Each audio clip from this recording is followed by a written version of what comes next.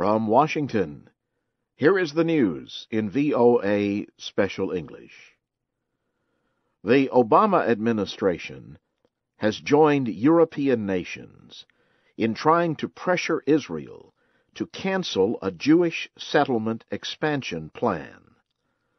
The project calls for building thousands of homes in the occupied areas of East Jerusalem and the West Bank.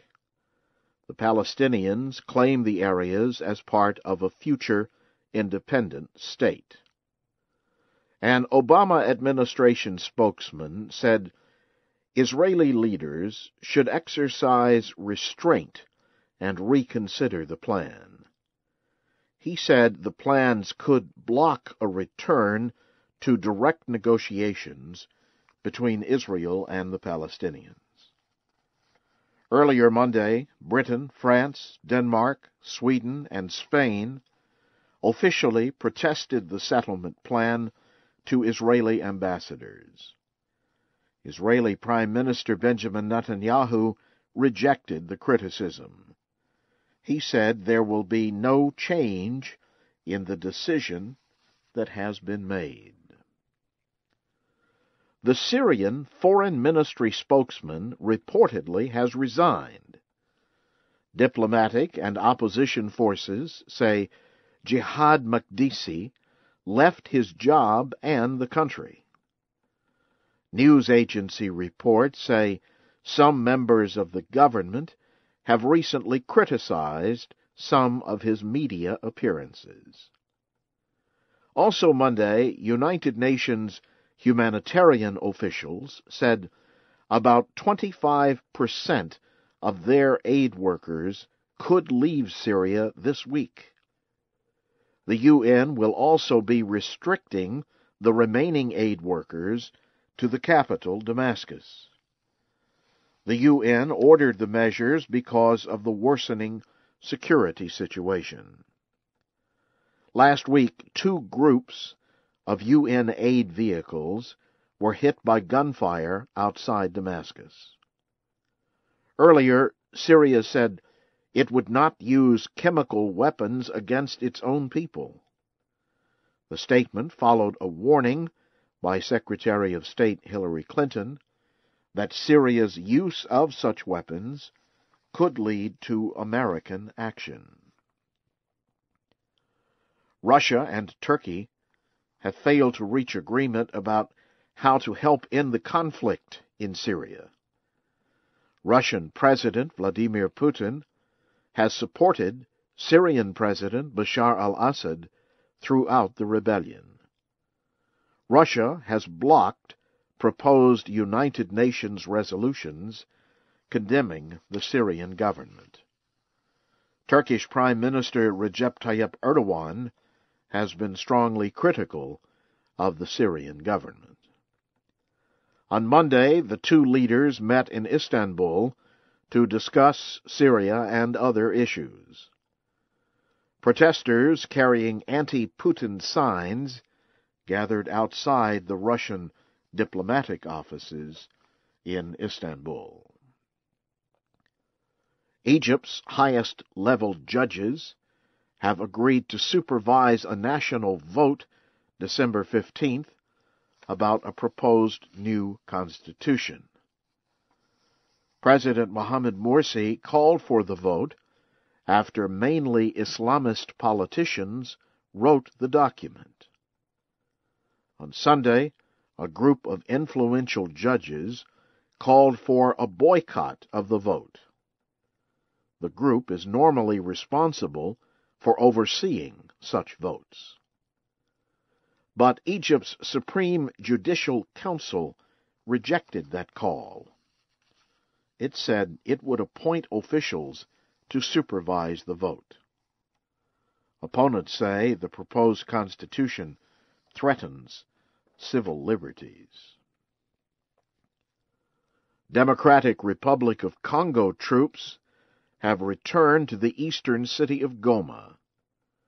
However, rebels who occupied the city for 2 weeks are still close by. They are threatening to recapture the town of the government if it does not honor its promise for negotiations. The M23 rebel group agreed to withdraw from the city on Saturday. They were to move 20 kilometers away from Goma, but reports say some are within 3 kilometers. However, M23 did permit about 600 Army troops to enter Goma Monday, along with some government officials. Most of Eritrea's national football team has disappeared in Uganda. Reports say there are suspicions that the members want to permanently leave Eritrea. 17 players and a team doctor were last seen in Kampala, where the team had gone to take part in a series of games. The chief of the Council for East and Central Africa Football Associations told VOA the head of the Eritrean delegation confirmed the 18 are missing. Radio France International reports an unidentified player as saying the players and the doctor are in hiding. Ukrainian President Viktor Yanukovych has accepted the resignation of Prime Minister Mykola Azarov and his government. However, the president ordered the ministers to continue with their duties until the new government is formed. Ukraine's new parliament is preparing to meet for the first time after October's legislative elections. President Yanukovych's Regions Party and its allies won a majority. However, Western observers criticized the election process. They said the vote was unfair because former Prime Minister Yulia Tymoshenko is imprisoned and unable to seek office. Observers also said the vote count was not done in an open way. The chief of NATO says the alliance stands together with Pakistan as the nation fights terrorism. Secretary General Anders Fogh Rasmussen said Monday that Pakistan has paid a high price for its efforts to defeat terrorism. He spoke in Brussels during a meeting with Pakistani Foreign Minister Hina Rabbani Kar. Earlier, a bomb explosion killed 2 police officers in northwestern Pakistan. 2 other officers were reported wounded. The attack happened near the city of Peshawar. Finally, from Britain, officials at St. James Palace have announced that Prince William and his wife, Catherine, are expecting a baby. The palace statement said the couple is very happy about the news, as are their 2 families. The statement also said the 30-year-old Catherine is in the hospital for treatment of pregnancy sickness. Prince William and Catherine Middleton were married on April 29th of last year.